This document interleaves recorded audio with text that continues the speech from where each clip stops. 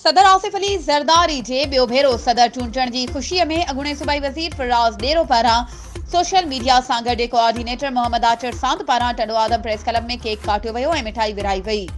Report मूजिब सदर आसिफ अली ज़रदारी जी ॿिए भेरो सदर चूंडण जी ख़ुशीअ में टंडो आदम प्रेस क्लब में अॻूणे सूबाई वज़ीर फराज़ डेरो पारां डिजिटल सोशल मीडिया ज़िले सां गॾु जे कोऑर्डिनेटर मोहम्मद आचर सांद पारां केक काटियो वियो ऐं मिठाई विराई वई।